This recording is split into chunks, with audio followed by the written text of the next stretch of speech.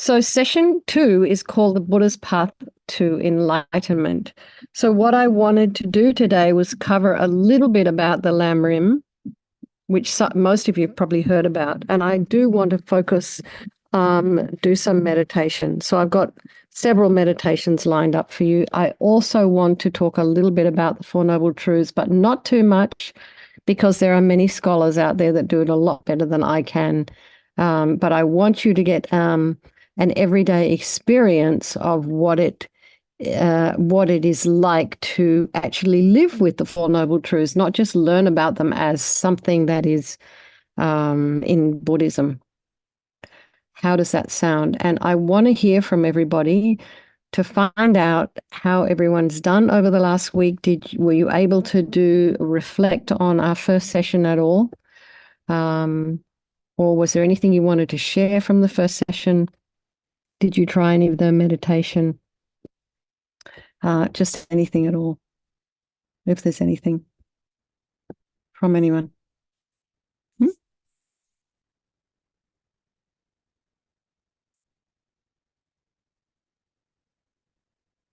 Yes? No? Okay, let's keep going.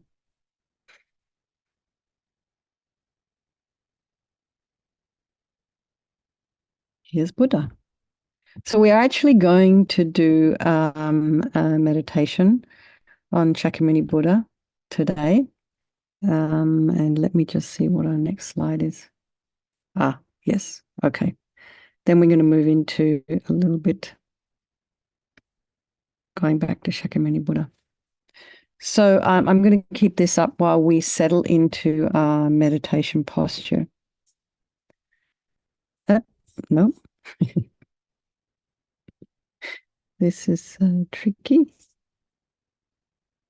There we go. Let's just settle into our meditation posture. And then at some point, I'm going to let go of this image and I will pull up another one for you. But let's just reflect, first of all, before we start, where your mind is at today and what did you have in mind what are you hoping to achieve by coming today? What are you hoping to hear, receive? What are you looking for in yourself and in each other? Or are you just curious? Did you want to practice meditation? Did you want to hear a little bit about what Buddhism is?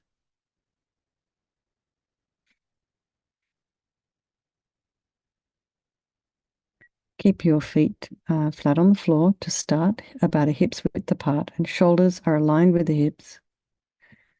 And just imagine your spine is a string of pearls of light stretching from the base all the way up to the crown of the head and beyond.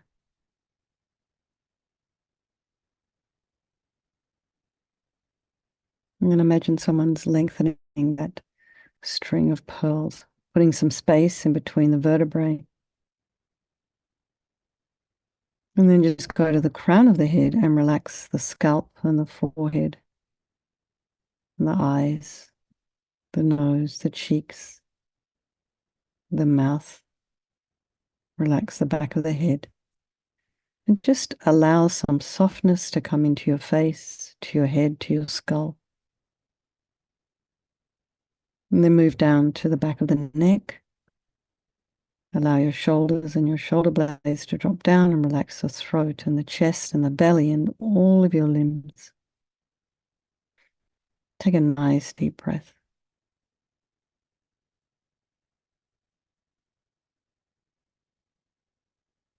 Notice the sensation of the air as we inhale and exhale. The air that we inhale is slightly cooler than the air we exhale.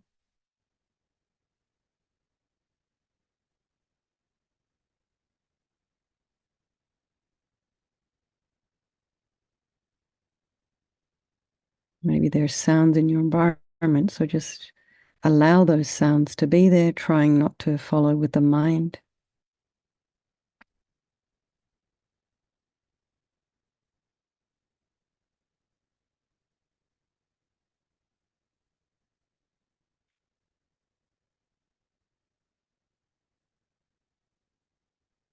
And then notice the thoughts that are arising.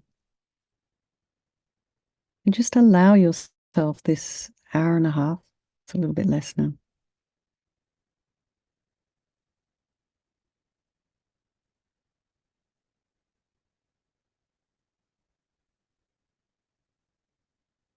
Take this time for yourself.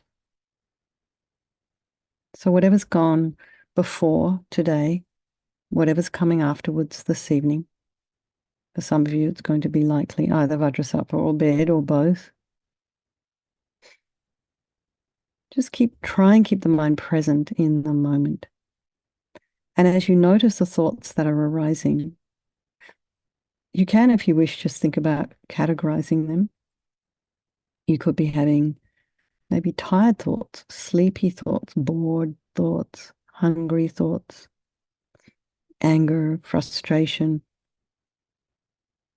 You could be thinking. If all of that's too difficult, you could just say, I'm thinking. And whatever you're doing, you take a step back and look at the gaps in between your thoughts. Try and put some space in between them. And what is that space in between your thoughts? Is there any space in between your thoughts?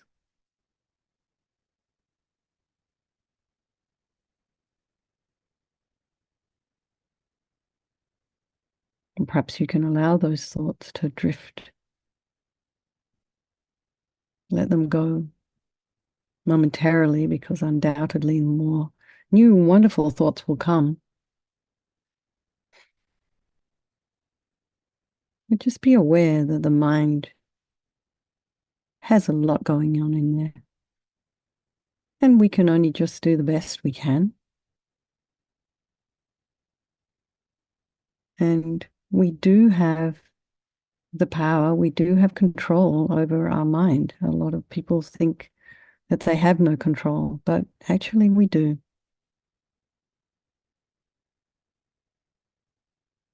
And with our deluded thoughts, we can capture them early enough before they become like a monster story that sometimes we start to believe, even though it might not necessarily be accurate.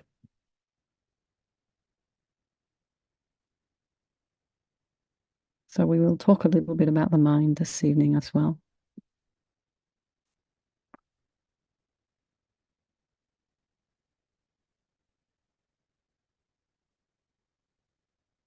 And take a nice deep breath. Bring to mind all the people of your life, your loved ones, the ones we don't like so much and are strangers, and just remember they can all change place at any time. And they're all equal in their wish to be happy and their wish to be free from suffering.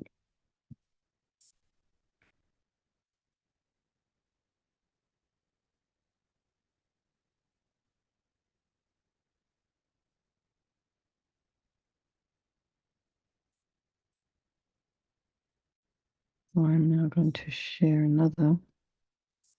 Oh.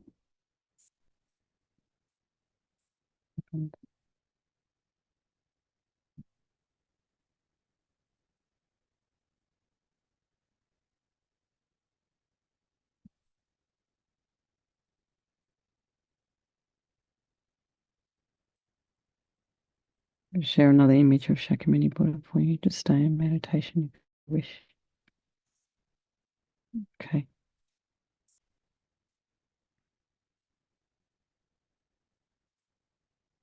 So I'm going to read you.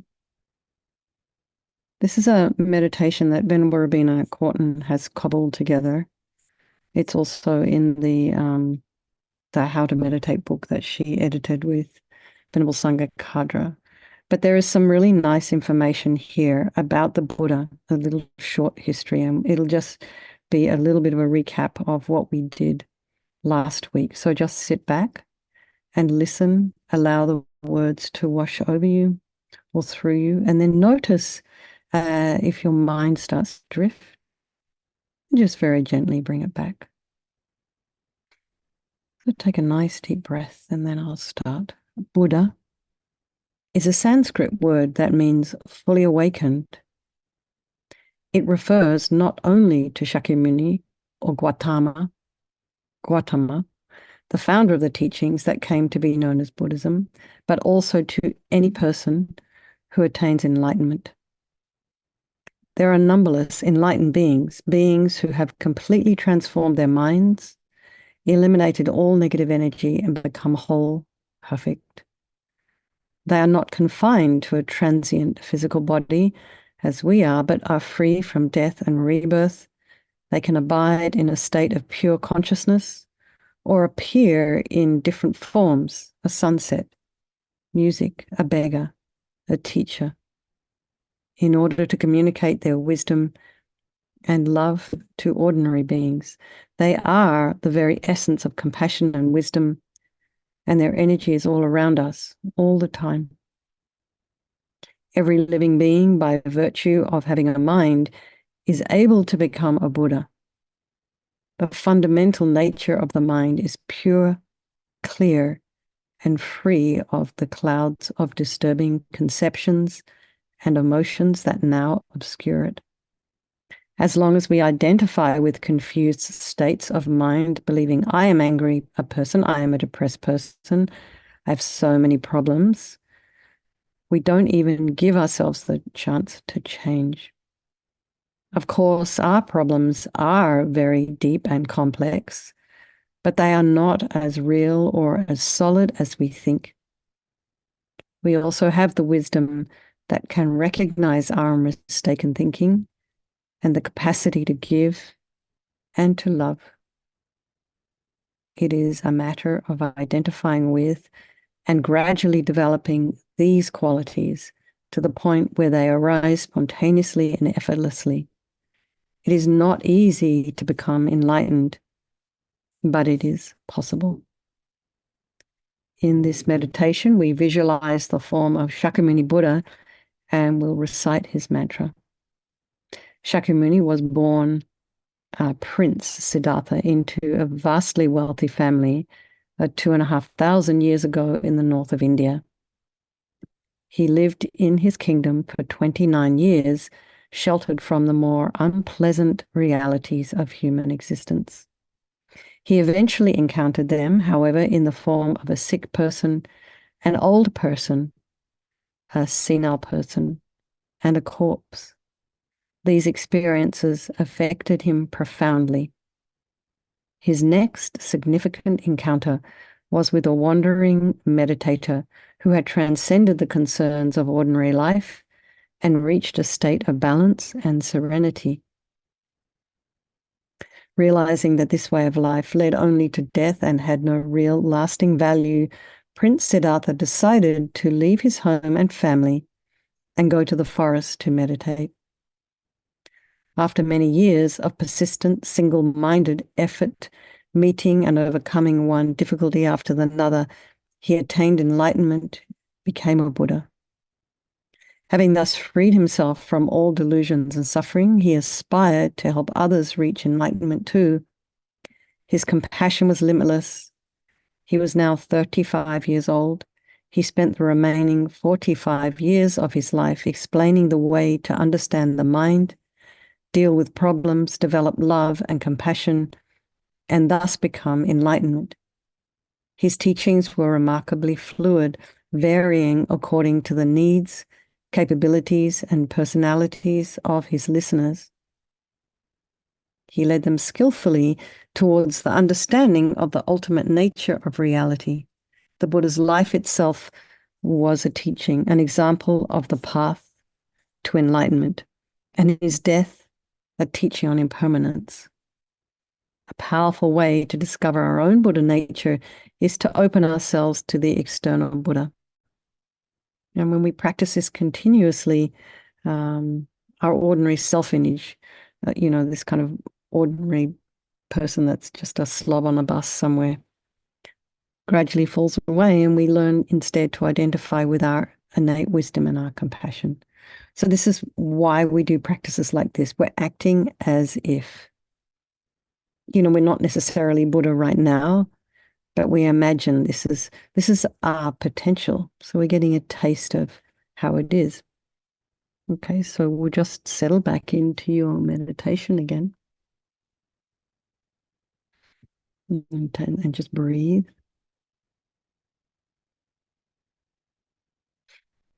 And generate love and compassion by reflecting briefly on the predicament of all these beings of your life. And they have this wish to experience true happiness and this inability to obtain it, and their wish to avoid suffering, and their continual encounters with it.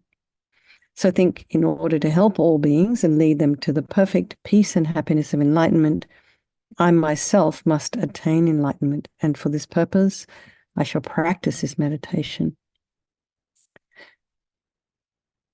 So we visualize the Buddha. If you need to, you can look at the image in front of you. But it's not a painting, ink on canvas, paint on canvas. You imagine this, something similar in light. Every aspect of the visualization is of light. It's transparent, intangible, and radiant. So at the level of your forehead and between 6 and 8 feet away is a large golden throne adorned with jewels and supported at each of its 4 corners by a pair of snow lions. And these animals in reality are manifestations of bodhisattvas, and they have a white fur and green mane and tail, and they're also made of light. On the flat surface of the throne is a seat, and the seat is made up of a large open lotus and 2 radiant discs representing the sun and the moon, and one on top of the other. And these 3 objects symbolize the 3 principal realizations of the path to enlightenment: the lotus renunciation, the sun emptiness, and the moon bodhicitta. And seated upon this is the Buddha, who has attained these realizations, and is the embodiment of all enlightened beings. And his body is made of golden light. And he's wearing the 3 saffron robes of a monk. And these robes don't actually touch his body, but are separated from it by about an inch. And he's seated in the full Vajra, full lotus posture, with each foot over the opposite thigh. The palm of his right hand rests on his right knee. The fingers are touching the moon cushion, and this signifies his great control. His left hand rests in his lap in the meditation pose, holding a bowl filled with nectar. And this is medicine for curing our disturbing states of mind and our other hindrances. And Buddha's face is very beautiful. His smiling, compassionate gaze is directed at you and simultaneously towards every other living being. So really feel that he's free of all judgmental, critical thoughts, and that he accepts you just as you are. His eyes are long and narrow, his lips are cherry red, and the lobes of his ears are long. His hair is blue-black, and each hair is individually curled to the right and not mixed with the others. And every feature of his appearance represents an attribute of his omniscient mind.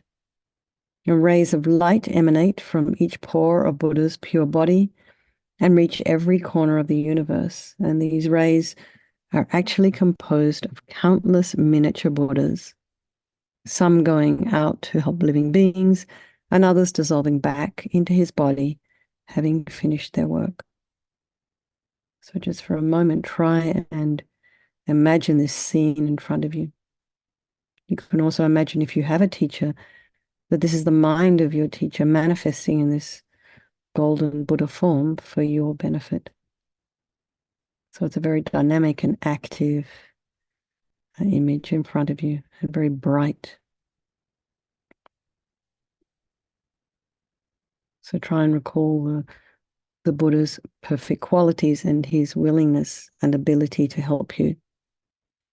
So not everybody, many people wanting to help, not everybody actually is qualified to do so.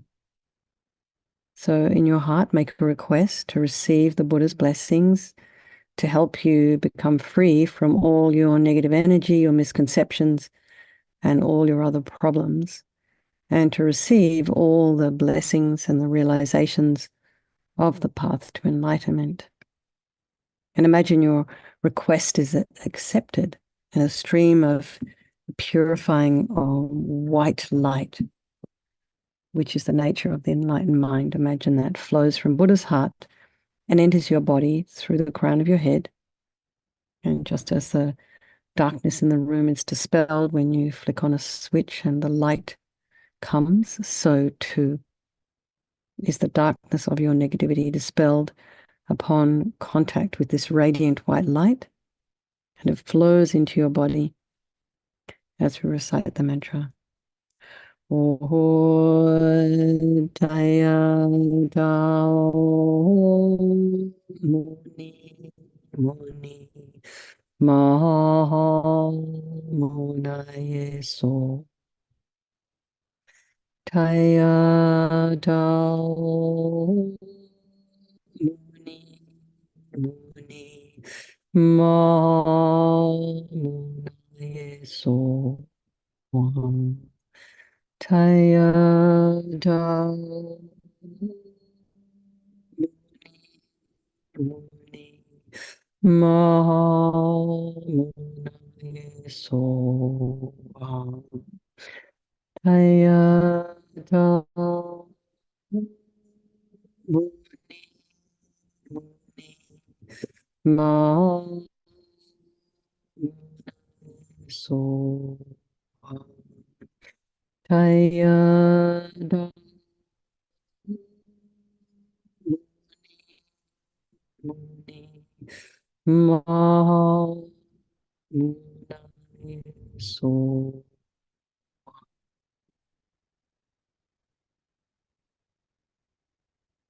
So really feel that all your negative energy, all your problems and your subtle obscurations have been completely purified. And just imagine your body feels blissful and light. And let's just concentrate on this for a minute or so.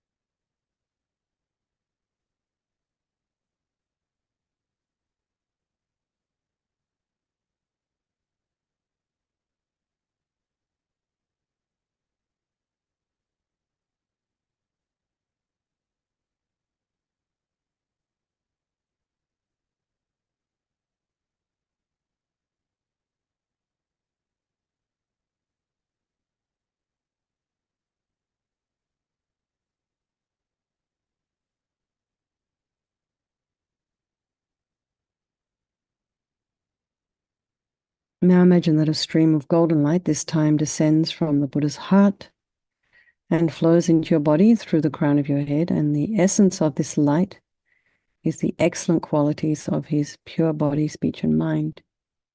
So you may have heard stories of how Buddha can transform his body into different forms, animate and inanimate, and to help living beings according to their individual needs and their particular states of mind. And with his speech, he can communicate different aspects of the Dharma simultaneously to beings of various levels of development and be understood by them in their respective languages. His omniscient mind sees clearly every atom of existence and every occurrence, past, present, and future, and knows the thoughts of every living being. Such is his awareness in each moment.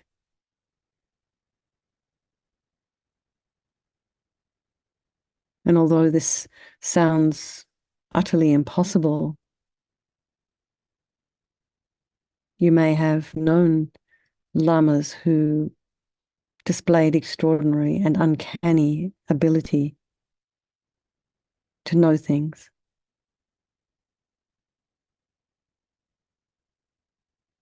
Lamas that you've met and spoken to or heard about who've been alive in our time. So imagine these infinite good qualities flow into every part of your body and concentrate on this blissful experience as you recite the mantra again. Muni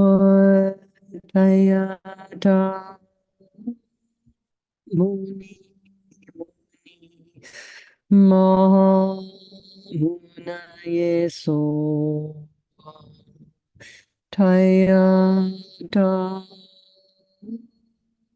Muni Muni Ma Munaye So Taya Da Muni Muni Ma Munaye So Taya Da Muni Muni Ma Munaye So Taya Da Muni Muni Ma Munaye So Taya Da Muni Muni Ma Munaye So Taya Da Muni Muni Ma Munaye So.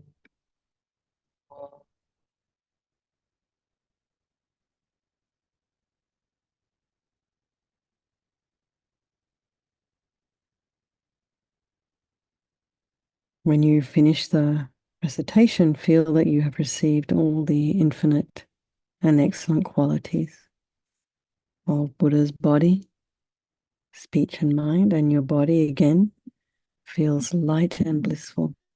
And we'll just concentrate on this for a couple of minutes.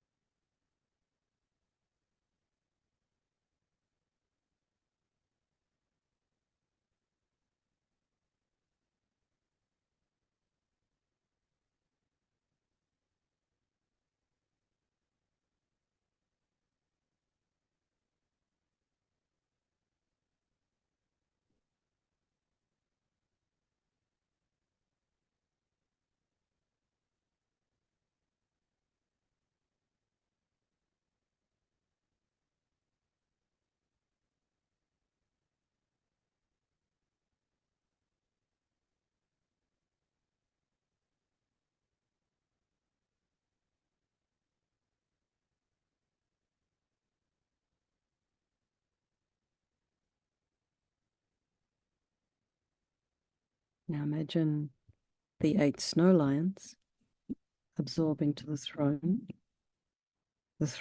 into the lotus, and the lotus into the sun and the moon, and they in turn absorb into the Buddha, who now comes to the space above the crown of your head, melts into light and dissolves into your body. So any sense that you may have of being unworthy or burdened with faults and all your wrong conceptions, imagine they all disappear completely. And in that instant, you become one with the Buddha's blissful, omniscient mind and the aspect of vast, empty space.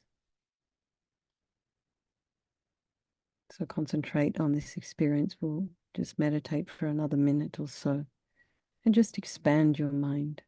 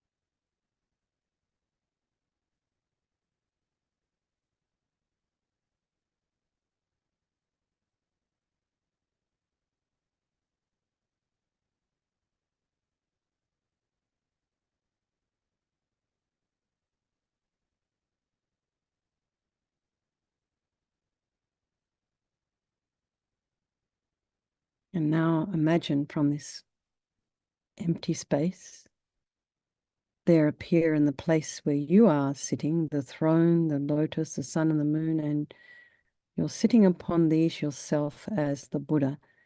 And everything is in the nature of light. Your light. Just as you had visualized before in front of you, and really feel that you are the Buddha, like you encompass all of these qualities. And really identify with this enlightened wisdom and compassion instead of your usual incorrect self-view. And surrounding you in every direction and filling all of space are all living beings and generate love and compassion. And recalling again that they too want to achieve happiness and peace and freedom from all problems. And now that you are in this space of this enlightened mind, you can help them. So at your heart are a lotus and a moon, standing upright around the circumference of the moon, going clockwise, are the syllables of the mantra Tayata, Om, Muni Muni, Maha Munaye, Svaha. And the seed syllable Mum stands in the center of the moon. And we can visualize rays of light. And imagine these rays of light are your wisdom and your compassion. And they emanate from each letter and spread in all directions. And they reach countless sentient beings surrounding you and completely purify them of all their obscurations and delusions and fill them with inspiration and strength. And just imagine this as we recite the mantra again. O Tayata Muni Muni Mahamunaye Soha Tayata Muni Mahamunaye Soha Tayata Muni Mahamunaye Soha Tayata Muni Mahamunaye so Tayada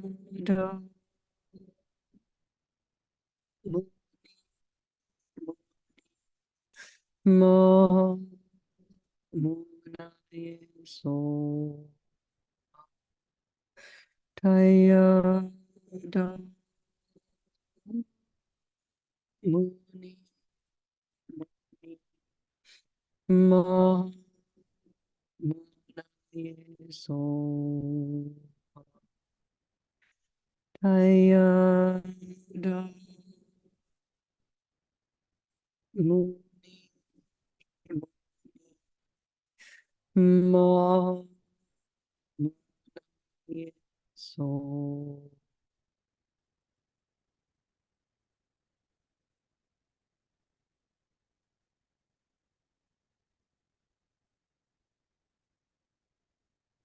I think now I have led all sentient beings to enlightenment, thus fulfilling my intention for doing this meditation. And imagine that everyone around you is in the form of Buddha and they're experiencing complete bliss and the wisdom of emptiness.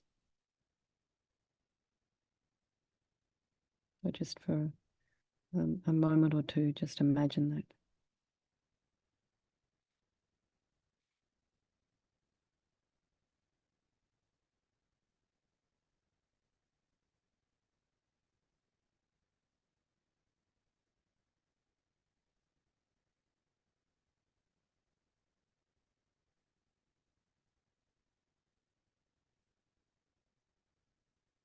And so one thing that we need to always remember when we're doing these kinds of meditations is to not think, oh, well, this is not real, I haven't really helped anyone.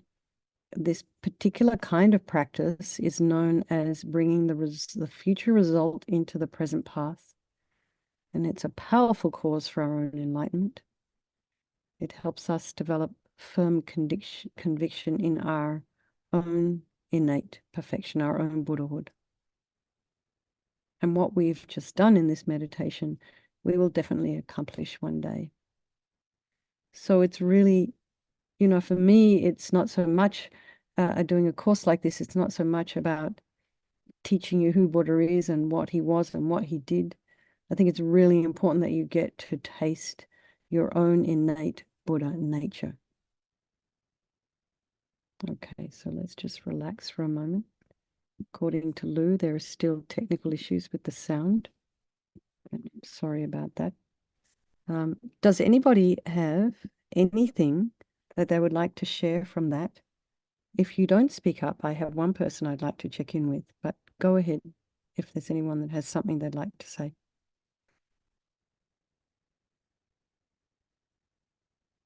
I see Susan's open your mouth. Is that, are you about to? No. Anybody, anything? All right, Phyllis, I want to know how that was for you because you said these visualization meditations can make you anxious. So I would like to hear how that was.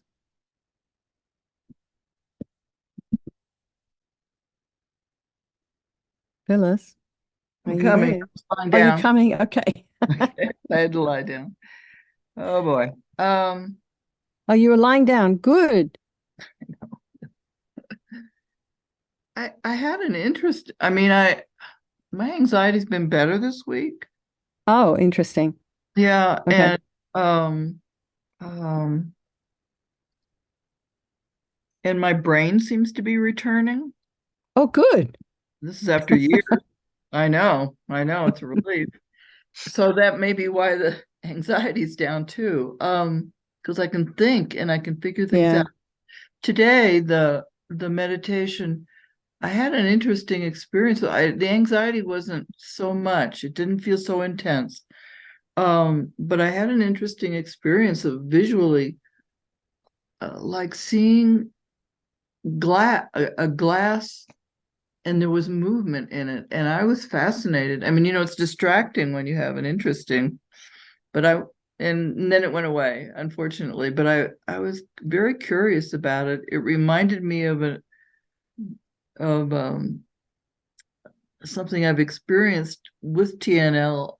I used to. I haven't had any recently, but before COVID, of seeing a clarity in front of whoever was speaking, whether it was Don Hendrick or whether it was Gisela, that there would be this clear space that would come up. And even when, yeah, other people were here, I've actually had it with other people.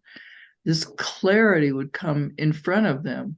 And it reminded me of that. And I was really pleased to see it because it feels like something I asked Gisela about it, but he just said he said, well, it sounds like emptiness. And it might be. I don't understand what it is, and no one else seems to have it. So it felt like a piece of that. So I was really pleased to see that. So I See started, that go ahead. sometimes we have these experiences and they may appear differently to different people according to just our nature. And then we can think about how to explain it to ourselves, but unfortunately, there might not be words or language that could possibly explain it. The thing is, I think, to just relax, enjoy it when it comes, try not to grasp onto it, because these are, if we've all been meditators in the past, when we put ourselves in certain situations, certain experiences will arise and a sense of familiarity sometimes people feel. So all I can say is it sounds like you're on the right track. It sounds wonderful. Well done. That's beautiful. Thank you Yeah. for sharing it. And I did sit today earlier, and I've been doing Medicine Buddha mantra Mm-hmm. ever since the new Geshe-la, I don't know his last name, Dunn, I don't know what his last name is. Anyways, since he was here, he did Medicine Buddha on Tuesday, Mm-hmm. Bardo, and I don't know what he did, but he encouraged us to do Medicine Buddha Tantra mantra. And I've been doing it like all day, all the time, every time I can think of it. So that's been really helpful too. Wonderful. Okay. Thank you. Thanks, Phyllis. Anybody else? Gosh, look at the time. Wow. I deliberately did that meditation quite long because I wanted you to experience it. So, does anyone else have anything they want to share? And then I just want to roll briefly into the Four Noble Truths, and we're going to do another little meditation on that as well. So, I will share this.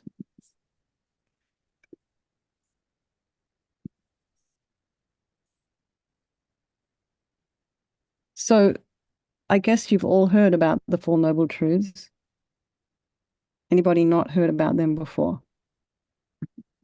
No. Well, some people may not have. What I love is that they've started at the bottom. Normally, you can see in this image, often they start with the Four Noble Truths at the top. They started at the bottom. And what's really, really interesting, Lamso Rinpoche said that Buddha started with the truth of suffering as the first one, because it's almost like when you go to a doctor and you get sick, it's almost like it's a sort of a symptom that takes you to the doctor, and then you get a diagnosis, which is the cause of the suffering. And then you get some medicine, which helps you get better. And then you get methods and diet and all kinds of things to help you heal completely. So I kind of like that analogy. So, in the strictest sense of the teachings, it's the truth of suffering, the truth of the cause of suffering, the truth of the end of suffering, and the truth of the path to the end of suffering. So we'll do a meditation where you will try and apply some situations from your own life, and this is actually called an analytical meditation. Ah. We will do an analytical meditation. The meditation we did just then was a meditation, a visualization meditation. Okay. So does anyone have any questions about the Four Noble Truths before we meditate on. I'm purposely not going to go too much into it.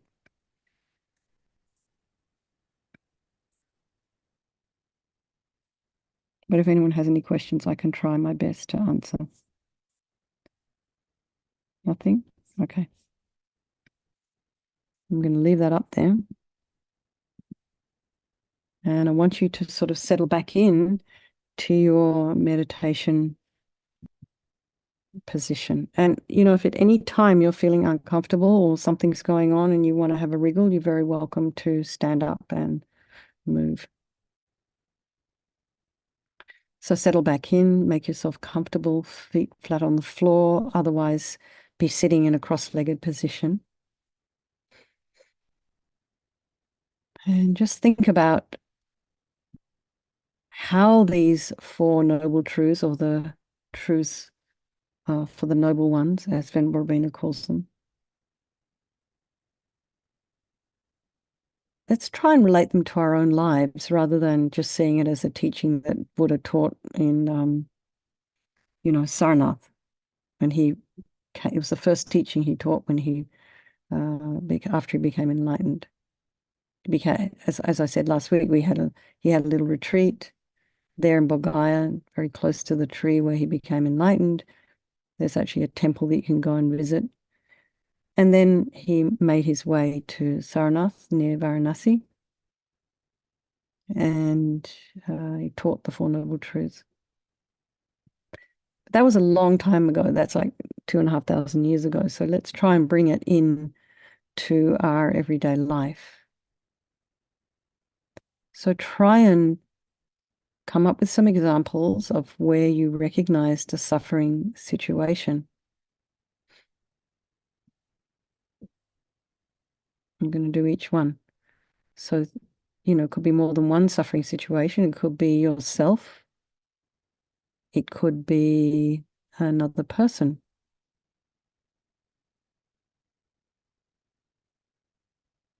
Try not to give yourself a situation where you have to guess the cause.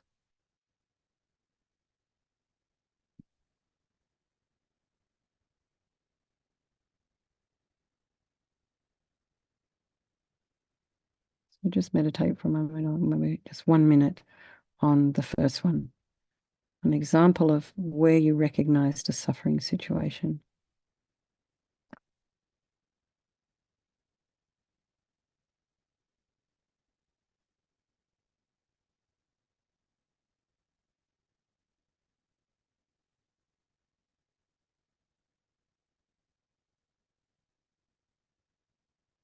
So you recognize the suffering situation and then you determine its cause.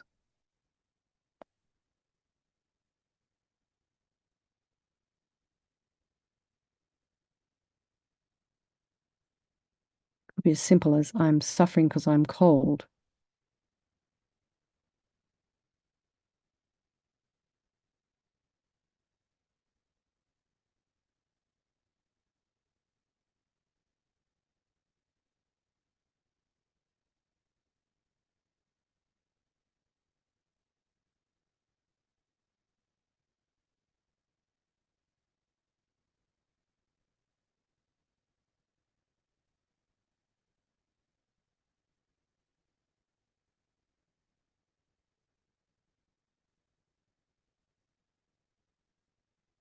Then you concluded it didn't have to be this way. You decided there was something that you could change. And then you remedied the situation.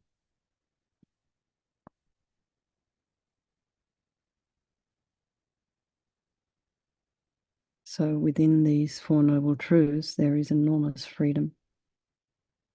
Again, giving you power. I do have a choice here.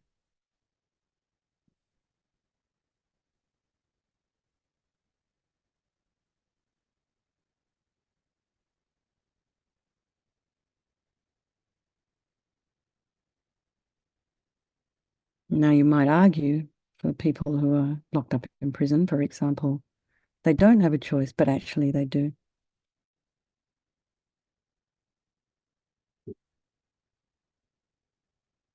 choice they have is the way in which they view the environment that they're in. And it's an enormously difficult practice. But some of the prisoners that we served were able to do that, are still doing it. And why? Because they don't have a choice.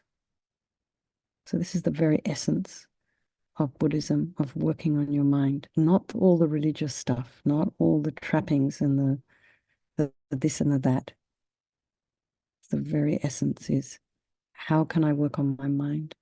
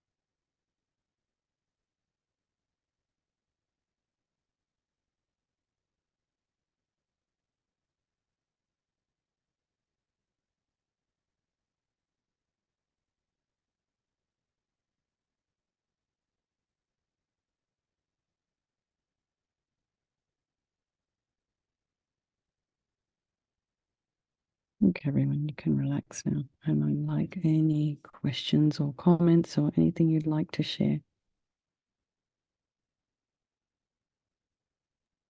Yes, Venerable Katy. Yeah. What if, like, the situation of suffering is so intense in others that you're just simply aware that others are going through a situation that is so extreme and difficult, such as in wartime. Mm. And so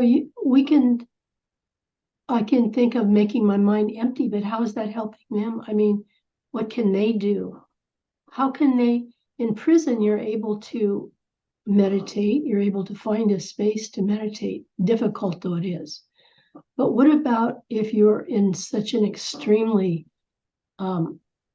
violent environment? You can't find safety. How do you relieve your suffering in that situation? You know, I've been reflecting on that actually a lot when I see all these. I've got to the point I'm just getting so traumatized hearing stories about what's been happening to the hostages in Gaza. And it's very much top of the mind right now because it's like, couldn't that have been done a little differently? You know, that whole war, like, it just seems to me senseless. But the thing is, we can only work on our own minds. We cannot worry about people that we don't know or can't talk to. Do you know what I mean? We have to work on our own minds around the suffering that we're seeing in others. So you don't know for sure that everybody, for example, that is in that situation in Gaza is suffering. You don't know. It looks like suffering to me, but you don't know 100% sure unless you were there or in that person's body. But it is, you know, it gets kind of gnarly and a little bit difficult. But you can only really just think about the Four Noble Truths in relation to yourself. So that's where you start. And, you know, there are many organizations and human rights and, you know, UNICEF and all of this set up specifically to prevent all of these types of things. But according to the karma, this terrible thing happened. I mean, it's hard to believe that there are rules in law, in war, but apparently there are. But then when it came to it, there were no rules and it was just a mess. So does that make any sense? We just start Yes, with yourself. It makes sense to think of it in relation to ourselves, to myself individually. Yeah. I think you just have to do it that way. We can't, excuse me, we can't, because we don't know what's going on for anybody else. So we can only think about what's going on for ourselves. And then we can just apply those Four Noble Truths to our own situation. And, you know, we've all had a situation where we've been sick, we've gone to the doctor, or we broke a toe, we cut a foot, we went to the doctor, well, I'm in pain. Oh, I went to the doctor, he's up, and then he gave us. So, you know, there's the Four Noble Truths right there. And it's not necessarily this very high and way of thinking. You can apply it right down to your own life. One way that Buddha suggested to look at things. And, you know, as Lama Yeshe said, Lama Yeshe always used to say this, you know, don't take everything I'm saying for granted. Just look up, check up, see if it works for you. Yeah. Anybody else want to share anything? We're going to do continuity of consciousness meditation next. Oh, was that a beep from someone? Me, Phyllis. Hi, Phyllis. I didn't mean to turn this off. Oh, that's all right. Nice to see you. Okay. So I had this realization that it's grief, and it's not anything that happened to me. I mean, I have plenty of things to grieve about in my life, but I really believe it was karma, that I was born in that place, that I know it. And I let myself, that's part of why the anxiety reduced, and I think my brain's beginning to open. I know it's opening up, is because I could, it started last week really, I could own that I'm in grief, in letting my face fall and looking, you know, awful and not looking beautiful, right? And just being in it and not engaging in that way that I usually do. And that's been very helpful. And I'm sure that's why the anxiety's down.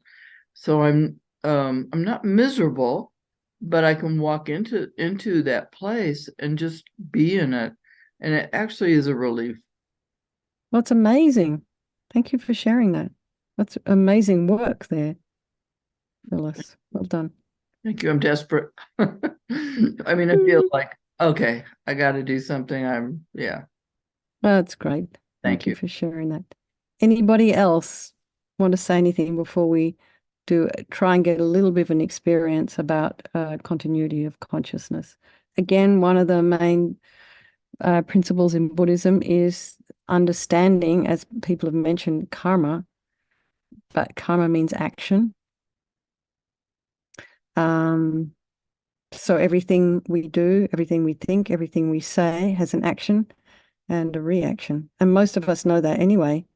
You know that when you interact with people in a way that's negative, what do you get back? Mostly is negativity. But if you smile at someone, you can totally change their day. I had an interesting experience. The pandemic was coming to an end, but there's this man down at our local we have a really amazing organic grocery store called Good Earth down the road from here.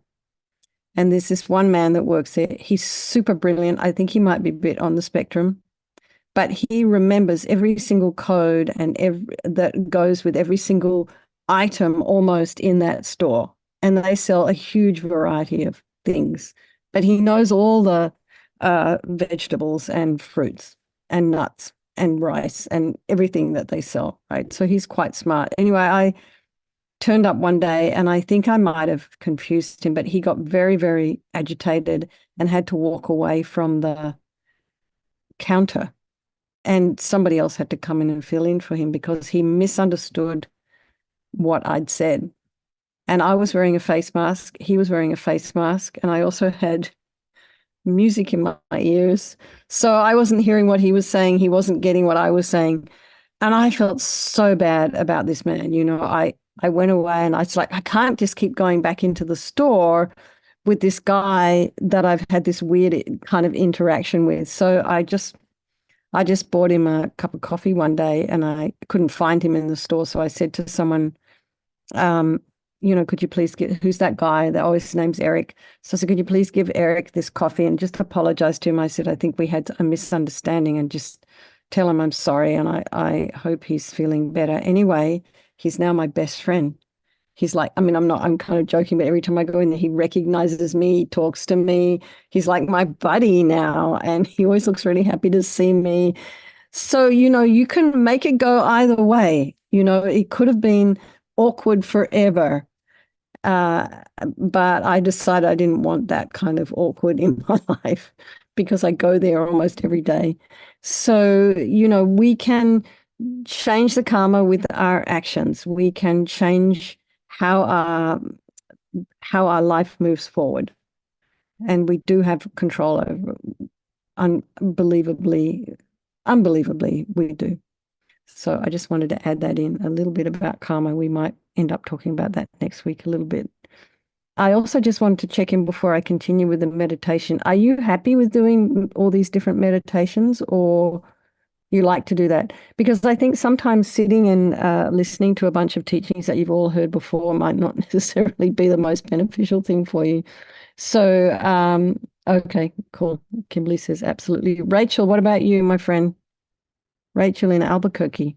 Yeah, I'm doing fine. Yeah, I'm enjoying it. Thank you. Okay. Have you done anything like this before? I do mindful meditation twice a week for the last couple of years, along with yoga. Cool. Excellent. Yeah. Um, Great. Good to hear. Well done. I do a lot of yoga as well. It's just saving me from diving into old age and pain early. That's why I'm always saying, everybody, you got to keep moving. All right. That's the next thing. I'm going to start doing a Tai Chi Chuan practice. So for those of you who don't like to move a lot, we'll do it slowly, but I have to get that organized. And Jay, I'm just trusting you're doing okay. And we're going to do this continuity of consciousness. Yes, So you're doing good. Doing okay, so long as my electricity holds. Oh, good. Okay. Yeah. Excellent. But, yeah. Okay, so And let's. I was putting a thumbs up with regards to moving because I'm very conscious of the necessity of this as well. Yeah. Excellent. Okay. Good. Okay, thank you. Okay. I think it's probably going to be the new year now, but because I have to do something with my website to make it happen so you can register. So, because I don't want to have this situation we have now where people have to watch the door to make sure we don't get bombed. So I'm going to lock the room and we'll do it through my own Zoom account. Okay, so that will be, everyone will be safe that way. We don't have to deal with all this stuff. And Mary and whoever wants to come along and help host doesn't have to do anything except be present. Okay, you don't have to think about anything. Yay. Okay. So another, of course, all of you may or may not know, but another one of the main ideas in Buddhism is that we've done all this before, and that we've been here before, and that our mind. Susan, yes. Did you raise your hand on purpose? Yes. Yes. Yes, Venerable Katy, will we be notified about the Tai Chi class? Because I want to sign up, but how will I know? It's because I'll let you guys know. I have to get a website. I get a web page set up on my website so that you can actually register. And then I can put a link up there so that you can come in. And I'll probably, once you've registered, I'll send you a link and a password or something. Anyway, we just want to keep it so that people can't get in. But don't worry, you won't miss out. I want as many people there as possible.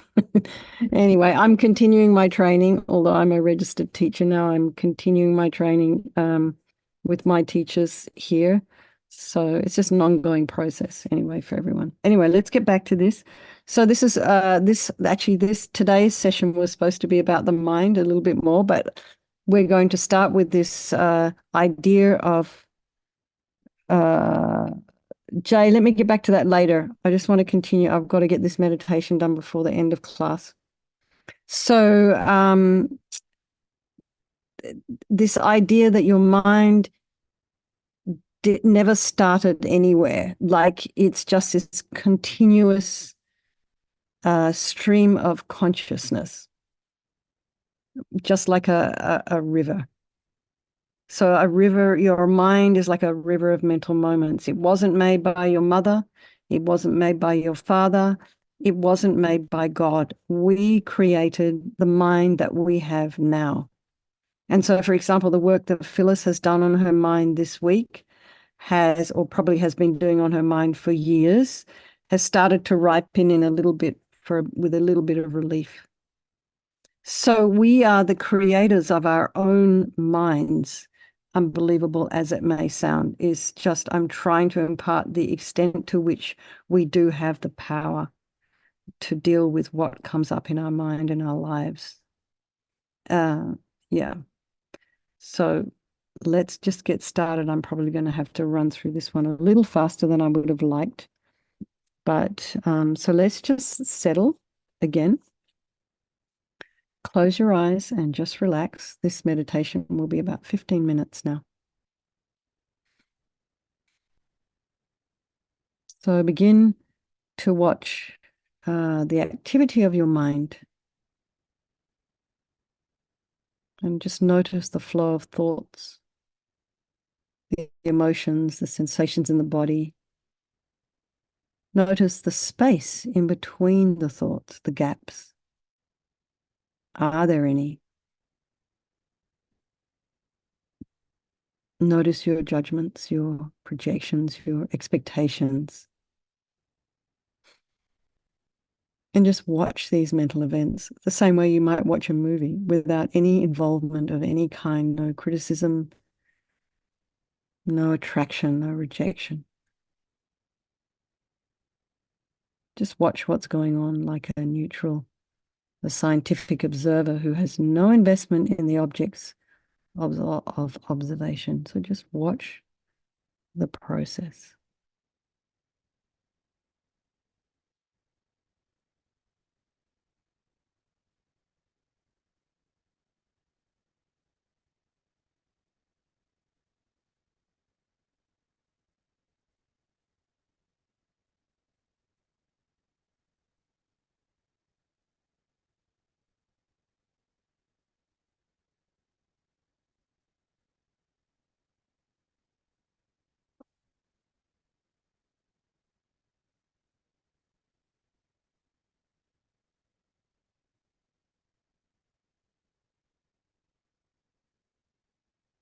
So if you can, I'd like to invite you to catch one of these mind moments from the point where you're at and then begin to journey backwards in time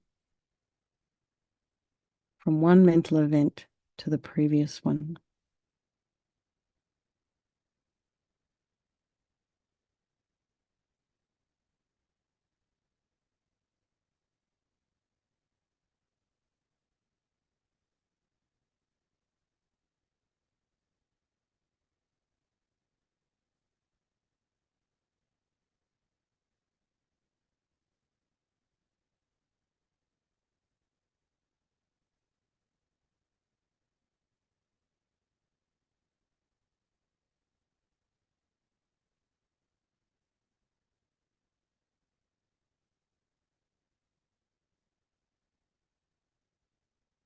And briefly scan your mental experiences, traveling backwards through the last hour,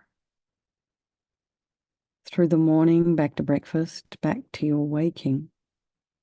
And can you find a relationship between one moment and the previous one or the one before that?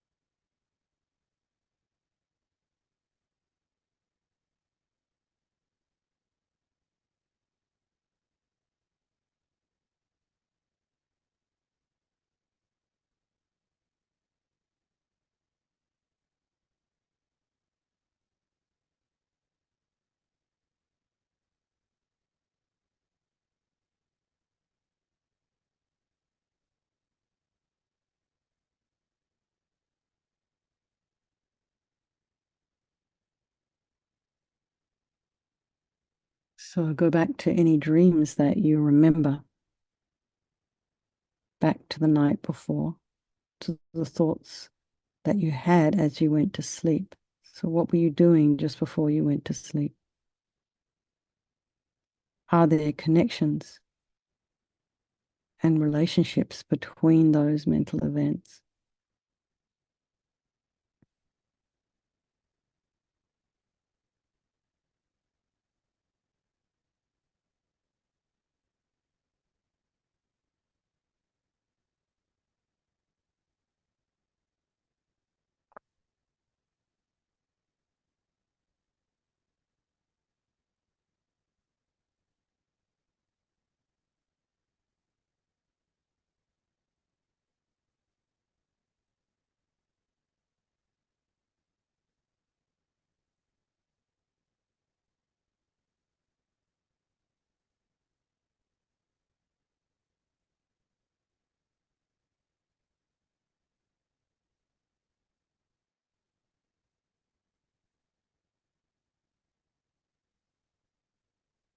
And go back through yesterday,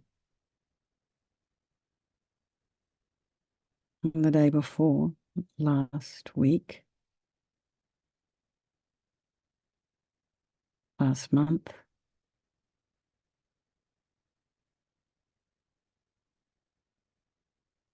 The weather changed dramatically last month. So maybe you can remember last month. And then the last year, what were you doing this time last year? Where were you? So don't engage with the story that's unfolding. Simply watch without involvement, without judgment, just looking for connections.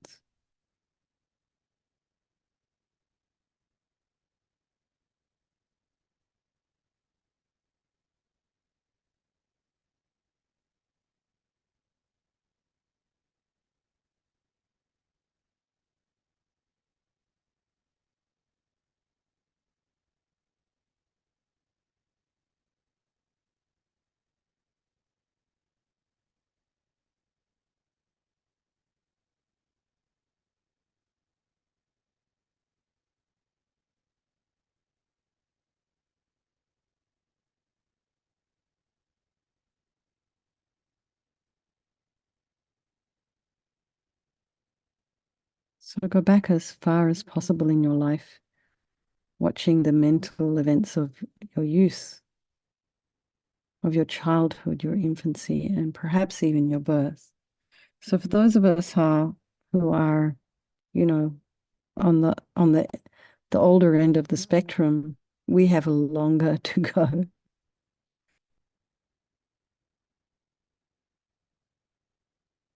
But try.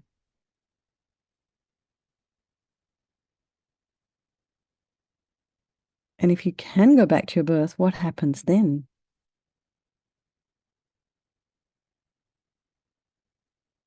Can you be in the womb at the moment of conception? So try to see these possibilities. Does the flow cease? Does it continue?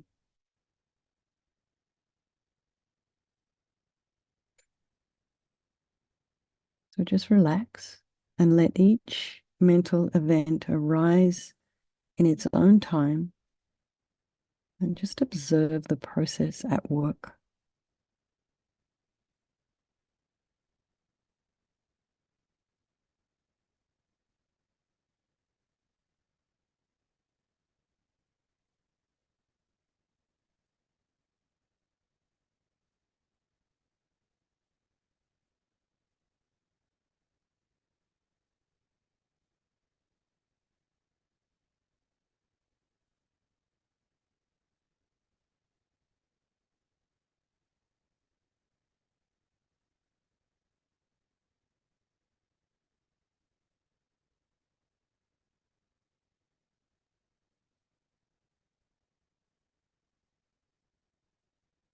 And when you've gone back as far as possible, just very gently return to the present moment. Again, watching the activity of your mind, observing these arising mental events without involvement, without criticism or attraction or rejection. You're just looking for connections.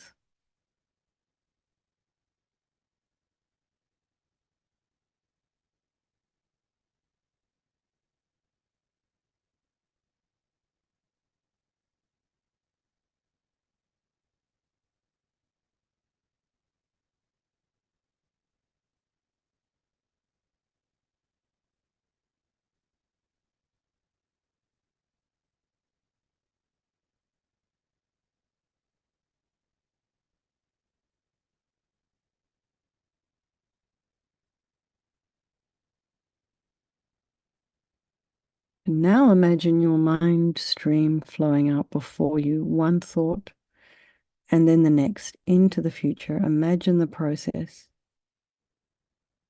And just imagine, just let your imagination go. Watch the possibilities for the future. Your mind flowing out into the rest of the day, the evening, into tomorrow, next week, next month, next year, and so on until our death.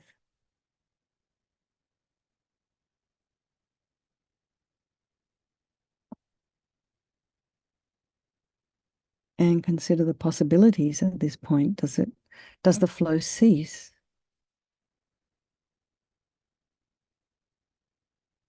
Does the flow continue? Does it change? So what happens now? What are the possibilities?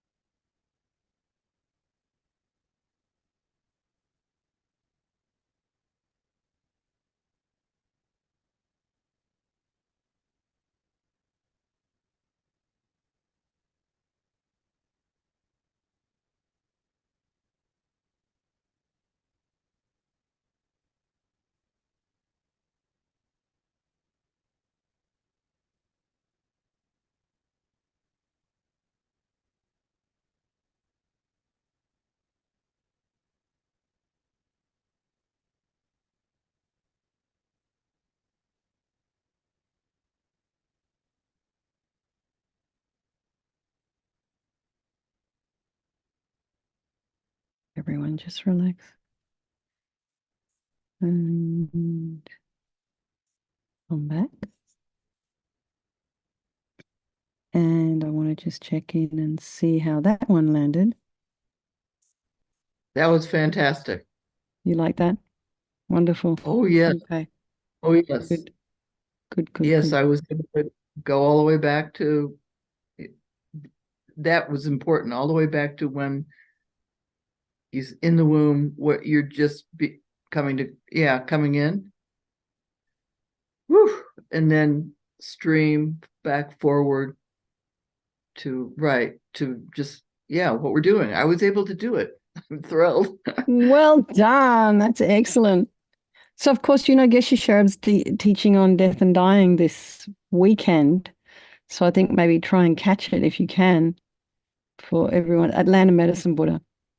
So if you're interested in sort of thinking about that end of the spectrum of our life, I'm not sure if he's doing any meditations, but I think some of the meditations that I've heard of, that when you get to that part of your death, that you can visualize all the relatives and the loved ones around you and them processing your body for the, I didn't want to go into too much detail. I didn't want to freak you all out, but there are quite a few interesting and detailed ways you can actually think about the future. Yeah. But anyway, I wanted you to get an experience of this continuity of the mind That was what the point of that meditation was. So you can get a sense that your mind is not made up or not given to you by mum, dad, or God, or some other higher being. It's just a stream of consciousness. So, Venerable Katie, the new Geshe that we have here, I've had this experience in having it with him that it's not about him, that he is doing that there's a lot of nonverbal transmission happening and that I'm experiencing it. And that's been great. And that's like this whole piece that we're doing right now. It's like we're just traveling in that mind space. We're not, yeah, and that's been extraordinary for me to experience that and not feel in any way attached to him. That's beautiful. Yeah, so important. It Yeah. sounds like he's giving you all space to process and grow, which is extraordinary. Yeah. Yeah, it is. Yeah. I have to just say I totally agree with Phyllis, what she said about Geshe Tashi. I have the same experience. Oh, interesting. Yeah, Wow. very powerful. That's very cool. And you do understand that he is probably just providing a space in which he's mirroring what is inside you. It's your own work. I mean, it's not coming from him. You've done the work. Mary's looking quizzical. How could I possibly have done that work? Well, yes, you did. Otherwise, you wouldn't experience it. So, I mean, he's just providing an empty space like a still pond, and what's coming back at you? And so we're just streaming through it right into ourselves. I guess that's one way of looking at it.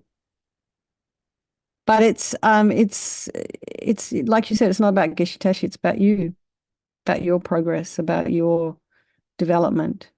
And that's amazing. I mean, that's really incredible. But it's also extraordinary that you have a teacher there that's not throwing his personality around, so that you actually have some space to grow and develop spiritually. It's beautiful, amazing. So we are now on the hour. I just wanted to attend to Jay. Yes, I will take you into account that you want to, if we do the Tai Chi Cha, that you want to do it in the morning, right? Yeah. So It would be late afternoon, early evening, your time that would work over here. Yeah, we have to see. Yeah, because we've got we have 4 time zones in America. Yeah, I know. I'm aware. So, and I was thinking about doing it on a Sunday because it seems to be easier for everyone. But I know there are people in the room who have family commitments. And then Kimberly, I'm not sure what time zone you're in. I suspect it's East Coast. Rachel, I know you're Mountain. Kimberly, what time are you?